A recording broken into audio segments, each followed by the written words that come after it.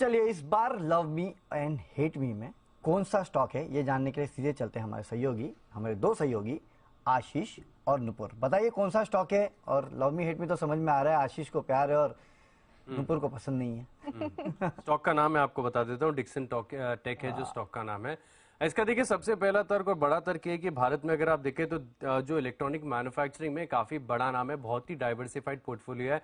आप mobile phones देखें, LED TVs देखें, एलईडी बल्ब देखें, CCTV camera, set top boxes, medical devices, list बहुत लंबी है, शो खत्म हो जाएगा लेकिन इनकी लिस्ट खत्म नहीं होगी, काफी ज्यादा है। और खास बात आपको ये भी देखनी होगी कि इस सेक्टर में जिस प्रकार की ग्रोथ आपको पिछले 5 सालों में देखने को मिली है, काबिले तारीफ है। जहां पर एक तरफ हम काफी ज्यादा जो है एफटीए देशों और साथ में चाइना से इंपोर्ट किया करते थे, अब भारत सिर्फ अपनी जरूरत का उत्पादन नहीं कर रहा, बाकायदा एक्सपोर्ट भी कर रहा है। बहुत बड़ी ग्रोथ का सेक्टर है और डिक्सन टेक इसमें सबसे बड़ा प्लेयर है।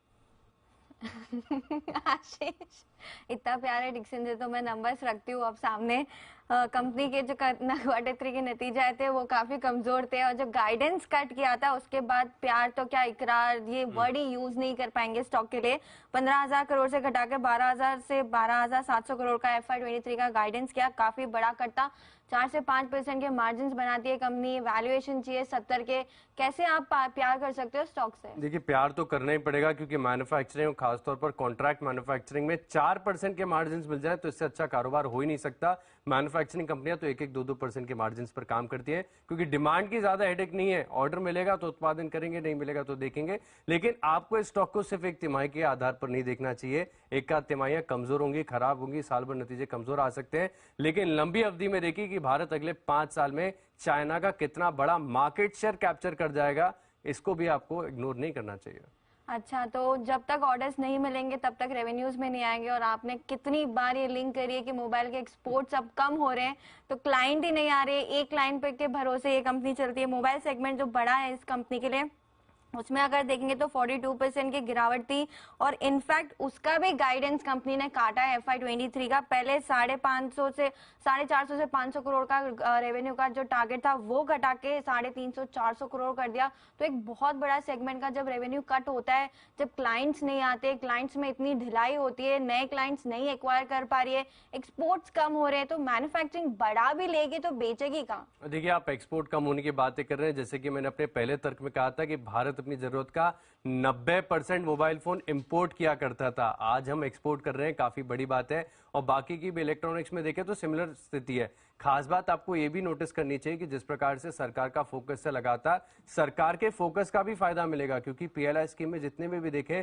सब में आवेदन किया है डिक्सन टेक ने और इनकी सब्सिडीज को PLI मिलती भी है। तो प्रोडक्शन बढ़ेगा तो आय बढ़ेगी और जो आय घटने की चिंता आपको फिलहाल हो रही है, हो सकता है कुछ तिमाहियों बाद ये दूर हो जाए। चिंता तो बनी रहेगी क्योंकि कंपनी के जो क्लाइंट्स है उनकी आय नहीं हो रही तो वो ऑर्डर्स कैसे देंगे, और ऑर्डर्स नहीं मिलेंगे इस कंपनी को तो रेवेन्यू कैसे आएंगे, रेवेन्यूज नहीं आएंगे।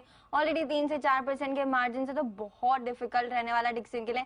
जिस हिसाब से पिटाई हुई है स्टॉक से, आप आइडिया लगा सकते हैं कि कितनी हेट फीलिंग है इन्वेस्टर्स की स्टॉक को लेकर। ये गिरावट के बाद तो और आकर्षक हो गया जिनको इनके बिजनेस मॉडल पे भरोसा है। देखिए ऊपर की तरफ से ये स्टॉक ऐसा था, जब चल रहा था तब किसी के हाथ में नहीं आ रहा था, ब्रोकरेज हाउस लगातार लक्ष्य बढ़ाते जा रहे थे।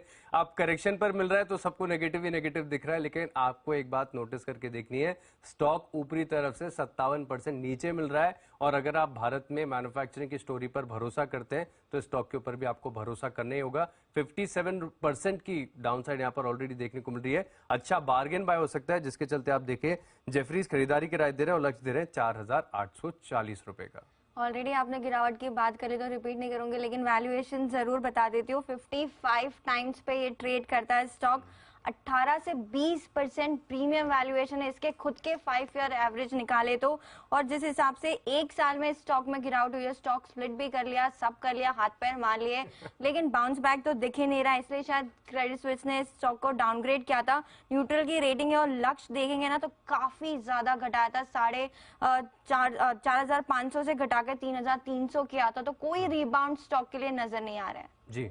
डेफिनेटली तो कोई रिबाउंड नजर नहीं आ रहा है। तो दोनों मजबूत तर्क है लव मी और हेट मी के। लेकिन मुझे याद है आशीष नुपुर, एक समय था ये 100 के पी पे ट्रेड करता था और तब लोगों को ये बहुत अच्छा लगता था। लव मी की कैटेगरी में था और अचानक 50 के पी पे आ गया और हेट मी की कैटेगरी में आ गया। डेफिनेटली तो दिन ऐसे ही बदलते हैं स्टॉक्स के, लेकिन हाँ दोनों मजबूत तर्क है लव मी और हेट मी के। शुक्रिया नुपुर और आशीष ये डिक्सन टेक पे हमें बताने के लिए। तो इस स्टॉक